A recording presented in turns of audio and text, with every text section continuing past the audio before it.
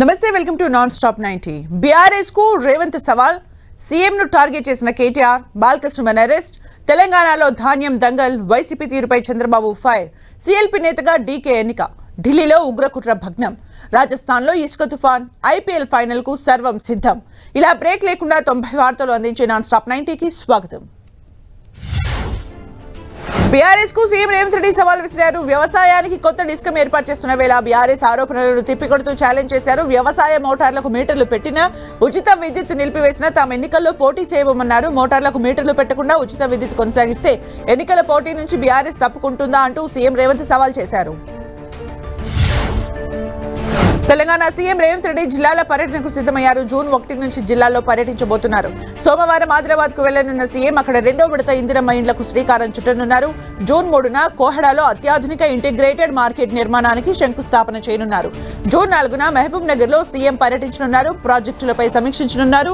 June 5న parade ground లో మహిళా సంఘాలకు సీఎం రేవంత్ బస్సులు పంపిణీ చేయనున్నారు. మంత్రి పొంగులేటి శ్రీనివాసరెడ్డి హాట్ కామెంట్ చేశారు. ఇది దొరల ప్రభుత్వం కాదని పేదోడి ప్రభుత్వం అన్నారు.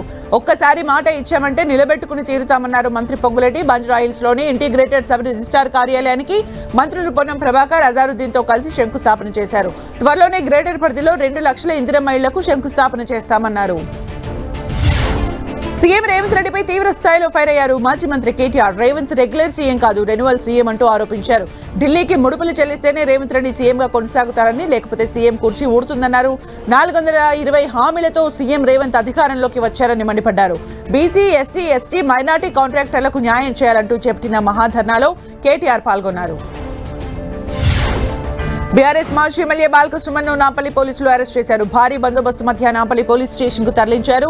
ఉదయం తెలంగాణ భవన్ లో బాలకృష్ణ ఉన్నారన్న సమాచారంతో పోలీసులు అక్కడికి చేరుకున్నారు. లోపలికి వెళ్లేందుకు ప్రయత్నించిన పోలీసులతో బీఆర్ఎస్ కార్యకర్తలు వాగ్వాదానికి దిగడంతో ఉద్రిక్తత నెలకొంది. బాలకృష్ణపై నాన్ బెయిలబుల్ కేసు నమోదైందని, ఎలాంటి నోటీసులు ఇవ్వాల్సిన అవసరం లేదని అబిడ్స్ ఏసీపీ తెలిపారు. అనంతరం బాలకృష్ణను పోలీసులు అరెస్టు చేశారు. అంతకుముందు కాంగ్రెస్ సర్కార్పై బాలకృష్ణ ఫైర్ అయ్యారు. ఇచ్చిన హామీల గురించి ప్రశ్నిస్తే అక్రమ కేసులు పెట్టి జైలుకు పంపిస్తోందని అన్నారు. తెలంగాణ ఉద్యమ సమయంలోనూ అప్పటి కాంగ్రెస్ ప్రభుత్వం తనపై 226 కేసులు పెట్టిందన్నారు. సుమారు 4 సందర్భాల్లో తనపై లాఠీ చార్జ్ జరిగిందని మీడియాకు తెలిపారు. మళ్లీ ఇప్పుడు కాంగ్రెస్ ప్రభుత్వం వచ్చి తనను వేధిస్తోందన్నారు. మరోవైపు బాలకృష్ణపై నాంపల్లి పిఎస్ లో కేసు నమోదైందని ఏసీబీ ప్రవీణ్ తెలిపారు. సింగరేణి అధికారి ఫిర్యాదుతో బాలకృష్ణపై కేసు నమోదు చేశామన్నారు. సింగరేణిపై వివాదాస్పద వ్యాఖ్యలు చేశారంటూ బాలకృష్ణపై పలు సెక్షన్స్ కింద కేసులు నమోదు చేశారు. 3 రోజులుగా బాలకృష్ణ ఆచూకీ తెలియలేదని, బీఆర్ఎస్ భవన్ లో ఉన్న బాలకృష్ణను నోటీసులు ఇచ్చి తీసుకెళ్లేందుకు వచ్చామని ఏసీబీ ప్రవీణ్ వెల్లడించారు.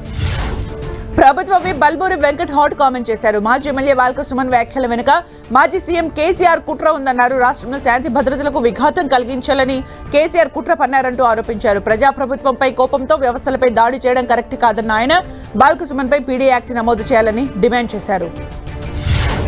ఎస్ఐఆర్ పై మరోసారి కాంగ్రెస్ నేతలు గాంధీ భవన్ లో సమావేశమయ్యారు. ఎస్ఐఆర్, బూత్ లెవెల్ ఏజెంట్లు, సంఘటన సృజన అభియాన్ పై సమీక్షించారు.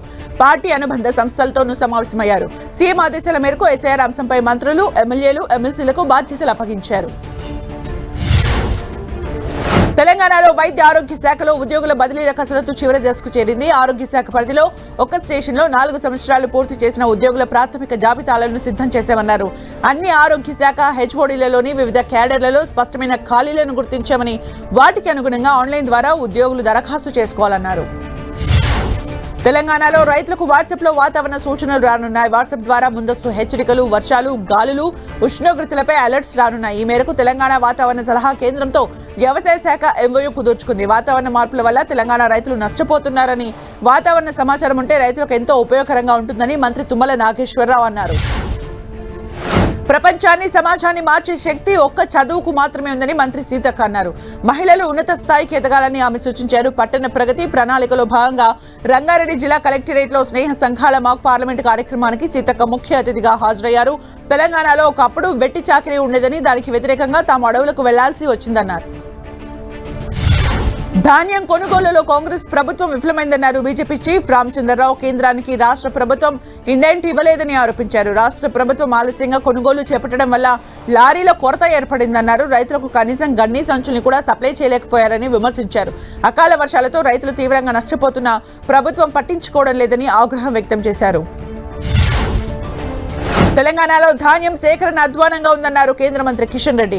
దళారులు అధికారుల మధ్య రైతులు నలిగిపోతున్నారని ఆరోపించారు. బీజేపీ బస్సు యాత్ర తర్వాతే ప్రభుత్వంలో కదలిక వచ్చిందన్న కిషన్ రెడ్డి ధాన్యం కొనుగోలుపై ప్రభుత్వానికి ముందు చూపు లేదని మండిపడ్డారు. కేంద్రం ధాన్యం తీసుకోవట్లేదని సీఎం మంత్రులు చెబుతున్నారని, ధాన్యం సేకరణ రాష్ట్ర ప్రభుత్వం పని అని కేంద్రం ఎప్పుడూ తీసుకోదన్నారు. తడిసిన ధాన్యాన్ని ప్రభుత్వమే కొనుగోలు చేయాలని బౌద్ధ్ ఎమ్మెల్యే అనిల్ జాదవ్ డిమాండ్ చేశారు. లేదంటే రైతులతో కలిసి రోడ్డెక్కుతామని హెచ్చరించారు. ఆదిలాబాద్ జిల్లా భీంపూర్ మండల కేంద్రంలో ఇటీవల కురిసిన అకాల వర్షాలతో తడిసిన పంటల్ని అనిల్ జాదవ్ పరిశీలించారు. జొన్న కొనుగోలు కేంద్రాన్ని సందర్శించిన ఎమ్మెల్యే రైతులతో మాట్లాడారు. రైతులతో కలిసి భోజనం చేసి వారి సమస్యలు తెలుసుకున్నారు. ధాన్యం కొనుగోలు కేంద్రాల్లో రైతులు తీవ్ర ఇబ్బందులు పడుతున్నారని, కొత్త సంచులు ఇవ్వకుండా చిరిగిన బస్తాలతో కొనుగోలు చేస్తున్నారని సిర్పూర్ మాజీ ఎమ్మెల్యే కోనేరు కోనప్ప ఆరోపించారు. కొమరం భీమ ఆసిఫాబాద్ జిల్లా దహేగా మండలంలోని వడ్ల కొనుగోలు కేంద్రాన్ని ఆయన పరిశీలించారు. వారం రోజుల్లోగా ధాన్యం కొనుగోలు చేయకుంటే రైతులు తిరగబడతారని హెచ్చరించారు. ఇందిరమ్మ రాజ్యంలో రైతులు కష్టాలు పడుతున్నారని, రాష్ట్రంలో ధాన్యం కొనే పరిస్థితి లేదని మాజీ ఎమ్మెల్యే బొల్లం మల్లయ్య యాదవ్ అన్నారు. రైతుల మరణాలపై సీఎం రేవంత్ రెడ్డి అవహేళనగా మాట్లాడారని విమర్శించారు. మరణించిన రైతుల్ని ప్రభుత్వం ఆదుకోవాలని డిమాండ్ చేశారు. 3 టర్మ్లు రైతు బంధు ఎగ్గొట్టారన్నారు. కేసీఆర్ నిర్ణయాలతోనే వరి పంట దిగుబడి పెరిగిందన్నారు బొల్లం మల్లయ్య యాదవ్. మంత్రి మాతా శిశు హాస్పిటల్లో డాక్టర్ల కొరతపై స్థానిక మంత్రి కలెక్టర్పై ఆగ్రహం వ్యక్తం చేశారు. మాజీ ఎమ్మెల్యే పుట్ట మధు పెద్దపల్లి జిల్లా మంథనిలోని ప్రభుత్వ మాతా శిశు హాస్పిటల్లో కొంతకాలంగా డాక్టర్ల కొరత ఉండటంతో గర్భిణీలు తీవ్ర ఇబ్బందులు ఎదుర్కొంటున్నారన్న సమాచారంతో పుట్ట మధు హాస్పిటల్ ని సందర్శించారు. తెలంగాణలో జరిగిన మైనింగ్ అక్రమాలపై సిఐడి కేసు నమోదు చేసింది. మైనింగ్ అక్రమాలపై విచారణకు ఆదేశించింది తెలంగాణ ప్రభుత్వం. గత ప్రభుత్వంలో మైనింగ్ తవ్వకాల్లో అక్రమాలు జరిగాయని విజిలెన్స్ అధికారులు ఆరోపిస్తున్నారు. విజిలెన్స్ రిపోర్ట్ ఆధారంగా విచారణకు ఆదేశించింది తెలంగాణ ప్రభుత్వం. వైఎస్ వివేకానందరెడ్డి హత్య కేసుపై ఏపీ సీఎం చంద్రబాబు కీలక వ్యాఖ్యలు చేశారు. తన తండ్రిని ఎవరు చంపారో తెలుసుకునే హక్కు వివేక కుమార్తె సునీతకు ఉందన్నారు. ఆమె పోరాటం వల్లే వివేక హత్య కేసు సజీవంగా ఉందన్నారు. జగన్ కుటుంబ చరిత్ర, హత్య రాజకీయాల గురించి ప్రస్తుత తరానికి తెలుస్తోందని చంద్రబాబు చెప్పారు. సైకో కంటే గొడ్డలి పార్టీ అనే పేరును ఏపీ ప్రజలు బాగా గుర్తించారని చంద్రబాబు అన్నారు. టీడీపీ కేంద్ర కార్యాలయానికి వచ్చిన సీఎం చంద్రబాబును రాజ్యసభ ఆశావహులు కలిశారు. వర్లరామయ్య, ఖంభంపాటి రామ్మోహన్, రెడ్డప్పగారి, శ్రీనివాసరెడ్డి ముఖ్యమంత్రిని కలిసి రాజ్యసభ అవకాశం కల్పించాలని కోరారు. ఇదిలా ఉండగా అందుబాటులో ఉన్న నేతలతో సీఎం చంద్రబాబు సమావేశమయ్యారు. తాజా రాజకీయ పరిణామాలపై చర్చించారు. తొలిసారి హైబ్రిడ్ విధానంలో జరిగిన మహానాడు గ్రాండ్ సక్సెస్ అయిందని సీఎం చంద్రబాబు అన్నారు. పార్టీ జనరల్ సెక్రటరీలు, జోనల్ ఇన్ఛార్జీలు, ముఖ్య నేతలతో భేటీ అయిన ఆయన మహానాడును విజయవంతం చేసిన నేతల్ని, కార్యకర్తల్ని అభినందించారు. మహానాడులో తెలంగాణ టీడీపీ సీనియర్ నేత బక్కని నరసింహులు చేసిన వ్యాఖ్యలను సీఎం చంద్రబాబు తప్పుపట్టారు. బక్కని నరసింహులు తెలంగాణపై చేసిన వ్యాఖ్యలు సరికాదన్నారు సీఎం చంద్రబాబు. టీడీపీ కేంద్ర కార్యాలయానికి వెళ్లిన సీఎం చంద్రబాబు సమస్యలపై వివిధ ప్రాంతాల నుంచి వచ్చిన ప్రజల నుంచి వినతులు స్వీకరించారు. వైద్యం చేయించుకుని ఆర్థికంగా ఇబ్బందులు ఎదుర్కొంటున్న పలువురికి ముఖ్యమంత్రి సహాయ నిధి నుంచి సాయం అందించారు. కార్యకర్తల్ని పలకరించి వారితో ఫోటోలు దిగారు. సీఎం చంద్రబాబు అధ్యక్షతన సిఆర్డీఏ అథారిటీ కీలక భేటీ అయింది. రాజధాని అమరావతిలో నిర్మాణాలు, ఇతర ప్రతిపాదనలపై సిఆర్డీఏ అథారిటీ సమావేశంలో చర్చించారు. ఈ సమావేశానికి పురపాలక శాఖ మంత్రి నారాయణ, సీఎస్ సాయి ప్రసాద్, పురపాలక శాఖ ముఖ్య కార్యదర్శి సురేష్ కుమార్, ఇతర శాఖల ఉన్నతాధికారులు హాజరయ్యారు. గుంటూరు జిల్లా నాయుడుపేటలోని Jindal waste to energy plant ను డిప్యూటీ సీఎం పవన్ కళ్యాణ్ సందర్శించారు. ఈ ప్లాంట్ లో చెత్త నుంచి విద్యుత్తును ఉత్పత్తి చేస్తున్నారు. ప్లాంట్ ఏర్పాటు, వ్యయం, నిర్వహణపై పవన్ ఆరా తీశారు. విద్యుత్ ఉత్పత్తి, యూనిట్ విక్రయ ఛార్జీలను ప్లాంట్ ప్రతినిధులు ఆయనకు వివరించారు. కాకినాడ జిందాల్ ప్లాంట్ ఇంకా ఎందుకు వినియోగంలోకి రాలేదని డిప్యూటీ సీఎం ప్రశ్నించగా నవంబర్లోపు అందుబాటులోకి తీసుకొస్తామని చెప్పారు. విజయనగరం జిల్లా జామి మండలి ప్రాథమిక ఆరోగ్య కేంద్రాన్ని ఆకస్మిక తనిఖీ చేశారు మంత్రి కొండపల్లి శ్రీనివాస్. ప్రసూతి, బాలింతలు ఉండే గది అపరిశుభ్రంగా ఉండటం పట్ల ఆయన ఆగ్రహం వ్యక్తం చేశారు. నెల రోజుల్లో హాస్పిటల్ సిబ్బంది పనితీరులో మార్పు రావాలన్నారు. హాస్పిటల్ పరిసరాలు పరిశుభ్రంగా ఉండాలని మంత్రి కొండపల్లి శ్రీనివాస్ అధికారులకు ఆదేశించారు. జగన్ పాలనలో ఆర్టీసీని విచ్ఛిన్నం చేస్తే కూటమి ప్రభుత్వం వచ్చి ఆర్టీసీని కాపాడిందని మంత్రి రాంప్రసాద్ రెడ్డి అన్నారు. డీజిల్ బస్సులకు స్వస్తి చెబుతూ త్వరలో ఈ బస్సులను తెస్తున్నట్లు చెప్పారు. ఏపీలో ఆర్టీసీ అంతా ఎలక్ట్రికల్ బస్సులుగా మారనున్నాయన్నారు. స్త్రీ శక్తి పథకం కూటమి ప్రభుత్వానికి బాధ్యత తప్ప భారం కాదన్నారు. బస్సులు మారిన స్త్రీ శక్తి పథకం ఆగదన్నారు మంత్రి రాంప్రసాద్ రెడ్డి. రాష్ట్రంలో కూటమి ప్రభుత్వం అధికారంలోకి వచ్చి 2 ఏళ్లు పూర్తయినా ప్రజలకు ఇచ్చిన హామీలను అమలు చేయడంలో పూర్తిగా విఫలమైందని వైసీపీ ఎమ్మెల్సీ రామసుబ్బారెడ్డి ఆరోపించారు. మహానాడు వేదికగా వైసీపీని గొడ్డలి పార్టీ అని మాట్లాడటంపై ఆయన మండిపడ్డారు. మహానాడులో ప్రభుత్వం సాధించిన విజయాలను వివరించాల్సింది పోయి జగన్ ను విమర్శించేందుకే ఎక్కువ సమయం కేటాయించారని రామసుబ్బారెడ్డి విమర్శించారు. డిఎస్సీ నిర్వహణపై చేస్తున్న ఆరోపణలు పూర్తిగా అవాస్తవమని విద్యాశాఖ కార్యదర్శి కోన శశిధర్ తెలిపారు. డిఎస్సీని పూర్తి పారదర్శకంగా నిర్వహించామని చెప్పారు. మెరిట్ ఆధారంగానే నియామకాలు చేపట్టినట్లు వెల్లడించారు. డిఎస్సీ ప్రశ్నపత్రాన్ని ఎవరూ లీక్ చేయలేదన్నారు కోన శశిధర్. పశ్చిమ గోదావరి జిల్లా భీమవరంలో పండిత్ దీన్ దయాళ్ ఉపాధ్యాయ శిక్షణ మహా అభియాన్ శిక్షణ తరగతులు ప్రారంభమయ్యాయి. 2 రోజుల పాటు ఈ శిక్షణ తరగతులు కొనసాగనున్నాయి. అయితే ఈ సమావేశాలకు హాజరయ్యేందుకు కేంద్ర మంత్రి శ్రీనివాస్ వర్మ సుమారు 5 కిలోమీటర్ల ఎలక్ట్రికల్ బైక్ పై ప్రయాణించారు. టీటీడీకి విరాళంగా ఒలెక్ట్రా ఎలక్ట్రిక్ బస్సును అందజేశారు. నీరా రాడియా శ్రీవారి ఆలయం వద్ద టీటీడీ అడిషనల్ ఈవో వెంకయ్య చౌదరికి ఎలక్ట్రికల్ బస్సును అందజేశారు. దాత నీరా రాడియాను అడిషనల్ ఈవో అభినందించారు. ఈ ఎలక్ట్రికల్ బస్సును భక్తుల ఉచిత సర్వీస్ కోసం వినియోగిస్తామని టీటీడీ అధికారులు తెలిపారు. రంగారెడ్డి జిల్లా పుప్పాలగూడ నార్సింగ్ లో హైడ్రా భారీ ఆపరేషన్ చేపట్టింది. ముష్కిన్ చెరువు కబ్జాలకు బ్రేక్ వేసింది. మొత్తం 5,500 కోట్ల విలువైన భూమి చుట్టూ ఫెన్సింగ్ వేస్తోంది హైడ్రా. హెచ్ఎండిఏ లెక్కల ప్రకారం 52.20 ఎకరాలు ఉండగా చెరువు మధ్యలో నుంచి కట్ట నిర్మించి 34.21 ఎకరాలు కొట్టేసే ప్రయత్నం జరిగింది. స్థానికుల ఫిర్యాదుతో చర్యలు చేపట్టిన హైడ్రా చెరువు ఎఫ్టీఎల్ హద్దులు నిర్ధారించి ఫెన్సింగ్ వేసింది. నాంపల్లి సైబర్ సెక్యూరిటీ బ్యూరోలో ఏసీబీ దాడులు కలకలం రేపాయి. లంచం తీసుకుంటూ ఏసీబీ అధికారులకు రెడ్ హ్యాండెడ్ గా దొరికిపోయాడు సీఐ మహేందర్. ఓ కేసు విషయంలో బాధితుల నుంచి సీఐ మహేందర్ 2 లక్షలు డిమాండ్ చేశారు. దీంతో బాధితులు ఏసీబీ అధికారులకు ఫిర్యాదు చేయడంతో రంగంలోకి దిగిన ఏసీబీ అధికారులు పక్కా ప్లాన్ ప్రకారం సీఐ మహేందర్ ను పట్టుకున్నారు. నంద్యాల విద్యాశాఖలో అవినీతి చేప ఏసీబీకి చిక్కింది. 40,000 రూపాయల లంచం తీసుకుంటూ విద్యాశాఖ అధికారి ఏసీబీకి పట్టుబట్టాడు. సర్వశిక్ష అభియాన్ ఏఈ రమేష్ బ్రాహ్మణ కొట్కూర్ హైవే సమీపంలో కారులో 40,000 లంచం తీసుకుంటూ ఏసీబీకి రెడ్ హ్యాండెడ్ గా దొరికిపోయాడు. 41.6 లక్షల స్కూల్ బిల్లుల క్వాలిటీ కంట్రోల్ సర్టిఫికేట్ కోసం లంచం డిమాండ్ చేశారు. సివిల్ కాంట్రాక్టర్ ఫిర్యాదుతో రంగంలోకి దిగిన ఏసీబీ అధికారులు రమేష్ ని పట్టుకున్నారు. తిరుపతిలో మద్యం మత్తులో హల్చల్ సృష్టించిన ఏఎస్ఐ రాములపై వేటు పడింది. ఏఎస్ఐని సస్పెండ్ చేస్తూ ఉన్నతాధికారులు ఉత్తర్వులు జారీ చేశారు. ఫుల్ గా మద్యం సేవించిన ఏఎస్ఐ రాములు ఒక కర్రీ పాయింట్ దగ్గరకు వెళ్లి గొడవ చేశాడు. ఇందుకు సంబంధించిన వీడియో సోషల్ మీడియాలో వైరల్ అయింది. దీనిపై స్పందించిన అధికారులు ఏఎస్ఐ రాములపై చర్యలు తీసుకున్నారు. పశ్చిమ గోదావరి జిల్లా మెడికల్ డే సందర్భంగా హైదరాబాద్ నిమ్స్ లో ఫైల్ మాక్ డ్రిల్ నిర్వహించారు. హాస్పిటల్ అడ్మినిస్ట్రేషన్ విభాగం, ఎమర్జెన్సీ మెడిసిన్ విభాగం సంయుక్త ఆధ్వర్యంలో అగ్నిమాపక శాఖ అధికారులు ఈ డ్రిల్ నిర్వహించారు. అగ్ని ప్రమాదం సంభవించినప్పుడు హాస్పిటల్ సిబ్బంది, వైద్యులు, నర్సులు, సాంకేతిక సిబ్బంది ఎలా స్పందించాలనే దానిపై అవగాహన కల్పించారు. తెలంగాణలో ఎండలు దంచి కొడుతున్నాయి. పలు జిల్లాలకు ఐఎండీ ఎల్లో అలర్ట్ జారీ చేసింది. కరీంనగర్, ఖమ్మం, మహబూబాబాద్, మంచిర్యాల, వరంగల్, హనుమకొండ, పెద్దపల్లి జిల్లాల్లో గరిష్ట ఉష్ణోగ్రతలు నమోదయ్యే అవకాశం ఉందని ఐఎండీ తెలిపింది. 44 డిగ్రీలకు పైగా ఉష్ణోగ్రతలు నమోదయ్యే అవకాశం ఉందని సూచించింది. కర్ణాటక సీఎల్పీ నేతగా డీకే శివకుమార్ ను పార్టీ ఎమ్మెల్యేలు ఏకగ్రీవంగా ఎన్నుకున్నారు. డీకే శివకుమార్ పేరును అపద్ధర్మ ముఖ్యమంత్రి సిద్ధరామయ్య ప్రతిపాదించగా సీనియర్ నేత పరమేశ్వర బలపరిచారు. జూన్ 3న డీకే శివకుమార్ సీఎంగా ప్రమాణ స్వీకారం చేయనున్నారు. అదే రోజు 10 మంది మంత్రుల దాకా ప్రమాణం చేయనున్నారు. రాజ్యసభ ఎన్నికల తర్వాత మిగతా మంత్రివర్గాన్ని విస్తరించనున్నారు.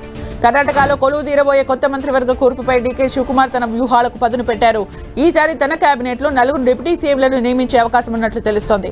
సామాజిక సమీకరణాల ఆధారంగా 4కి ఛాన్స్ ఇవ్వాలని హైకమాండ్ భావిస్తున్నట్లు సమాచారం. పశ్చిమ బెంగాల్లో ఉద్రిక్తత చోటు చేసుకుంది. టీఎంసీ నేత అభిషేక్ బెనర్జీపై దాడి జరిగింది. ఎన్నికల తర్వాత హింసలో దాడికి గురైన టీఎంసీ బాధిత కుటుంబాల పరామర్శకు వెళ్లారు అభిషేక్ బెనర్జీ. ఈ క్రమంలోనే అభిషేక్ బెనర్జీపై గ్రామస్తులు దాడికి పాల్పడ్డారు. సెక్యూరిటీ వలయాన్ని ఛేదించుకుని మరీ దాడి చేశారు. రాళ్లు, కోడిగుడ్లతో స్థానికులు దాడి చేశారు. తనపై బీజేపీ కక్షపూరిత రాజకీయాలకు పాల్పడుతోందని అభిషేక్ బెనర్జీ ఆరోపించారు. తమిళనాడులో విజయ్ సర్కార్ కు వ్యతిరేకంగా రైతులు నిరసన చేపట్టారు. పెరంబలూరు జిల్లా కలెక్టర్ కార్యాలయం ఎదుట రైతులు నిరసన తెలిపారు. ఎన్నికల ప్రచార సమయంలో చేసిన పంట రుణమాఫీ పథకం హామీలను విజయ్ సర్కార్ నెరవేర్చడంలో విఫలమైందని రైతులు మండిపడ్డారు. సీఎం విజయ్ రైతులకు ఇచ్చిన హామీలను అమలు చేయాలంటూ డిమాండ్ చేశారు. సీఎన్జీ వాహనదారులకు కేంద్రం వరుస షాక్లు ఇస్తోంది. ఇప్పటికీ 4 సార్లు పెరిగిన సీఎన్జీ గ్యాస్ ధరలు మరోసారి పెరిగాయి. ముంబైలో కిలో సీఎన్జీపై ₹2 పెంచుతూ కేంద్రం నిర్ణయం తీసుకుంది. పెరిగిన ధరలు నేటి నుంచి అమల్లోకి వచ్చాయి. ముంబైలో కిలో సీఎన్జీ ధర ప్రస్తుతం ₹86 చేరుకుంది. సిబిఎస్ఈ పోర్టల్ పై సైబర్ దాడి జరిగింది. రివాల్యుయేషన్ పోర్టల్ పేమెంట్ సిస్టమ్ పై సైబర్ దాడి జరిగినట్లు ప్రభుత్వ వర్గాలు చెప్పాయి. దాదాపు 50 మంది విద్యార్థుల క్రెడెన్షియల్ తో పోర్టల్లోకి అనధికారికంగా లాగిన్ అయినట్లు సమాచారం. ఢిల్లీలో భారీ ఉగ్ర కుట్రను పోలీసులు భగ్నం చేశారు. ఢిల్లీ, ముంబై సహా దేశంలో వివిధ నగరాల్లో దాడులకు ప్లాన్ చేసిన 9 మందిని పోలీసులు అరెస్ట్ చేశారు. నిందితులకు ISI, under world don Dawood ఇబ్రహీంతో సంబంధాలు ఉన్నట్లు గుర్తించారు. నిందితుల నుంచి భారీ ఎత్తున అత్యాధునిక ఆయుధాలు, పేలుడు పదార్థాలు, మందుగుడు సామాగ్రిని స్వాధీనం చేసుకున్నారు. జమ్మూ ఇసుక తుఫాన్ విరుచుకుపడింది. బికనీర్, చురు, శ్రీగంగానగర్ ప్రాంతాల్లో ఇసుక తుఫాన్ తీవ్ర ప్రభావం చూపించింది. ఇసుక తుఫాన్ చెలరేగడంతో బికనీర్లో పరిస్థితి భీతావహంగా మారింది. ప్రకృతి బీభత్సంగా మారడం, ఆకాశమంత ఎత్తు నుంచి ఇసుక విరుచుకుపడటంతో స్థానికులు బెంబేలెత్తారు. ప్రతి ఏడాది ఈ సమయంలో రాజస్థాన్ బోర్డర్ గ్రామాల్లో ఇసుక తుఫాన్ విరుచుకుపడుతోంది. ఇటు దేశవ్యాప్తంగా ఎండలు ఠారెత్తిస్తున్నాయి. మాడు పగిలిపోయేలా భానుడి భగభగలు విజృంభిస్తున్నాయి. ఈ ఏడాది రాజస్థాన్లోని శ్రీగంగానగర్ పట్టణంలో ఏకంగా 48 డిగ్రీలకు పైగా ఉష్ణోగ్రతలు నమోదయ్యాయి. ఇప్పటి వరకు ప్రపంచంలోని అత్యంత వేడి ప్రదేశంగా శ్రీగంగానగర్ నిలిచింది. నైరుతి రుతుపవనాల సీజన్ పై ఐఎండీ అంచనాలను విడుదల చేసింది. నైరుతి రుతుపవనాల సీజన్ జూన్, సెప్టెంబర్లో దేశవ్యాప్తంగా సాధారణం కంటే తక్కువ వర్షపాతం నమోదయ్యే అవకాశం ఉందని అంచనా వేసింది. దీనికి ఎల్నినో పరిస్థితులు ప్రధాన కారణంగా మారే అవకాశం ఉందని పేర్కొంది. ఢిల్లీని తాగునీటి కష్టాలు వెంటాడుతున్నాయి. వేసవి తాపానికి తోడు యమునా నదిలో నీటి మట్టం గణనీయంగా తగ్గిపోవడంతో దేశ రాజధాని ఢిల్లీలో మరోసారి నీటి ఎద్దడి ఏర్పడింది. నార్త్ వెస్ట్ సౌత్ ఢిల్లీ పరిధిలోని సివిల్ లైన్స్, ఖరోల్ బాగ్, దక్షిణపురి సహా పలు ప్రాంతాల్లో తాగునీటి కోసం ప్రజలు తీవ్ర ఇబ్బందులు పడుతున్నారు. మియాన్మార్ అధ్యక్షుడు యూమీ నాగ్ భారత్ లో పర్యటిస్తున్నారు. బీహార్లోని బోధగయకు చేరుకున్న ఆయనకు బీహార్ గవర్నర్ స్వాగతం పలికారు. అక్కడి నుంచి నేరుగా మహాబోధి ఆలయానికి చేరుకుని ఆలయంలో ప్రత్యేక పూజలు చేశారు. బీజేపీ జాతీయ అధ్యక్షుడిగా పగ్గాలు చేపట్టిన తర్వాత తొలిసారి ఉత్తరాఖండ్ లో పర్యటిస్తున్నారు. బీజేపీ జాతీయ అధ్యక్షుడు నితిన్ నబీన్ 3 రోజుల పర్యటనలో భాగంగా ఆయన డెహ్రాడూన్లోని ప్రసిద్ధ టప్కేష్ మహాదేవ్ దేవాలయాన్ని సందర్శించారు. ఆలయంలో ప్రత్యేక పూజలు నిర్వహించారు. అనంతరం పార్టీ నేతలతో కలిసి సమావేశం నిర్వహించారు. పశ్చిమ బెంగాల్లోని ఉత్తర పరగనాలు జిల్లాలో ఆయుధాలు కలకలం రేపాయి. టీఎంసీ నేతకు సంబంధించిన స్థలాల్లో ఆయుధాలు, మందుగుండు సామాగ్రిని పోలీసులు స్వాధీనం చేసుకున్నారు. మచ్లాందాపూర్ టీఎంసీ నేతకు చెందిన స్థలంలో ప్లాస్టిక్ కవర్లో చుట్టి భూమిలో పాతిపెట్టిన 3 డబుల్ బ్యారెల్ గన్లను పోలీసులు స్వాధీనం చేసుకున్నారు. పూణేలో ఉత్తరప్రదేశ్ ఘజియాబాద్ లోని ఖోరా కాలనీలో ఇంటర్ విద్యార్థి కత్తిపోట్లకు గురి కావడం సంచలనంగా మారింది. ఈ ఘటన స్థానికంగా తీవ్ర ఉద్రిక్తతకు దారితీసింది. విద్యార్థి మృతికి కారణమైన వారిని వెంటనే అరెస్ట్ చేయాలంటూ ఆందోళనకు దిగారు. ఇంపాల్లో హింసాత్మక సంఘటనలు, జాతీయ రహదారులపై జరుగుతున్న దాడుల వంటి కారణాలతో డ్రైవర్లు ఆందోళనకు దిగారు. 2 రోజుల క్రితం మణిపూర్లో ట్రక్ డ్రైవర్ హత్యకు గురయ్యాడు. దీంతో జాతీయ రహదారులపై డ్రైవర్లకు భద్రత కల్పించాలంటూ మణిపూర్ ట్రక్ ఓనర్స్ అసోసియేషన్ నిరసనలు చేపట్టింది. హర్యానాలోని ఫరీదాబాద్ లో అక్రమ నిర్మాణాలపై అధికారులు కూడా జలిపించారు. ఫరీదాబాద్ లోని మసీద్ చౌడ్ లో ఉన్న అక్రమ నిర్మాణాలు తొలగించారు. అటు ఈ స్పెషల్ డ్రైవ్ కోసం అక్కడి మున్సిపల్ అధికారులు విస్తృతమైన ఏర్పాట్లు చేశారు. ఎలాంటి శాంతి భద్రత సమస్యలు తలెత్తకుండా ఉండేందుకు భారీగా పోలీసులను మోహరించారు. ప్రముఖ సినీ దర్శకుడు దాసరి నారాయణరావు స్మారక స్థలం శిథిలావస్థలో ఉందని సోషల్ మీడియాలో వీడియో వైరల్ కాగా హీరో మంచు విష్ణు స్పందించారు. ఆలస్యం చేయకుండా తన బృందాన్ని తీసుకుని అక్కడికి వెళ్లి స్మారక స్థలం పరిసరాల్ని శుభ్రపరచడంతో పాటు పునరుద్ధరణ చర్యలు చేపట్టారు. తెలంగాణలో టికెట్ ధరల పెంపుపై పెద్ద మూవీ యూనిట్ వెనక్కి తగ్గింది. తెలంగాణ హైకోర్టులో వేసిన పిటిషన్ను విత్డ్రా చేసుకుంది చిత్ర బృందం. ముందుగా వారం రోజుల పాటు టికెట్ ధరల పెంపు కోసం హోం సెక్రటరీని కలిసి 2 సార్లు వినతి పత్రం అందజేశారు. తెలంగాణ ప్రభుత్వం నుంచి ఎలాంటి రెస్పాన్స్ రాకపోవడంతో మూవీ యూనిట్ హైకోర్టులో పిటిషన్ వేసింది. టికెట్ల రేట్ల అంశంపై గత తీర్పుల్ని దృష్టిలో ఉంచుకుని ఎలాంటి ఆదేశాలు ఇవ్వలేదు న్యాయస్థానం. దీంతో పిటిషన్ను ఉపసంహరించుకున్న పెద్ద మూవీ టీం. ఏడాది జపాన్లో జరగనున్న ఏషియన్ గేమ్స్ లో పాల్గొనే భారత అథ్లెట్ల ఎంపిక ప్రక్రియ ట్రయల్స్ ముమ్మరంగా సాగుతున్నాయి. ఆర్చరీ సహా పలు ప్రధాన క్రీడలకు సంబంధించిన జట్లను ఇదివరకే ప్రకటించిన సెలెక్టర్లు మిగిలిన విభాగాలకు తుది ట్రయల్స్ నిర్వహిస్తున్నారు. భారత రెజ్లర్ వినేష్ ఫోగట్ కూడా ఈసారి సెలక్షన్ ట్రయల్స్ లో పాల్గొన్నారు. ఐపీఎల్ 2026 విజేతను తేల్చే ఫైనల్ పోరుకు ఆర్సీబీ, జీటీ చేరుకున్నాయి. ఆదివారం నాడు జరిగే ఫైనల్ ఫైట్ లో ఎవరు గెలుస్తారు అన్న దానిపై ఆసక్తి నెలకొంది. ఇప్పటికే జోరుగా బెట్టింగ్లు సైతం జరుగుతున్నట్లు సోషల్ మీడియాలో తెగ ప్రచారం జరుగుతోంది.